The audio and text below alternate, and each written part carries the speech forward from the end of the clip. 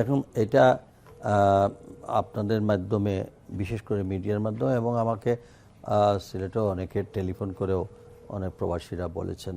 সঙ্গে সঙ্গে আমি আমার মন্ত্রণালয়ের মাধ্যমে আমরা ওই দেশে আমাদের রাষ্ট্রদূতের সঙ্গে আমার কথা হয়েছে। বিষয়টি ওনার নলেজও আছে। আমাদের অনেকের ভিসা বাতিল করতেছে এবং ওইখানে এই ধরনের একটা সিদ্ধান্ত ওই আরব আমিরাতে শুধু বাংলাদেশে বিষয় না, বাংলাদেশ, পাকিস্তান, নেপাল এবং অন্যান্য দেশেও। এখন কি কারণে এটা, কি আদেশ তাদের দিয়েছেন সেটার জন্য আমি রাষ্ট্রদূতের সঙ্গে কথা বলার পরে উনি অ্যাপয়েন্টমেন্ট নিয়েছেন। আগামীকাল উনি ওই দেশের হিউম্যান রিসোর্স মিনিস্ট্রির লগে দেখা করবেন। আর আমরাও এদিকে আমি মনে করছি আমাদের পররাষ্ট্রমন্ত্রী মহোদয় দেশে আসলে কূটনৈতিক চ্যানেলেও আমরা এটা দেখব।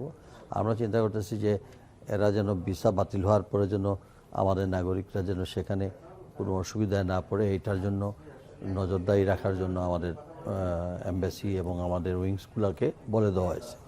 তো তারা এই ব্যাপারে খুবই অ্যালার্ট। এখন আমরা পুরো বিষয়টা আশা করি আমাদের যাদের কূটনৈতিক চ্যানেলে ওদের সঙ্গে আলোচনা করলে বোঝা যাবে।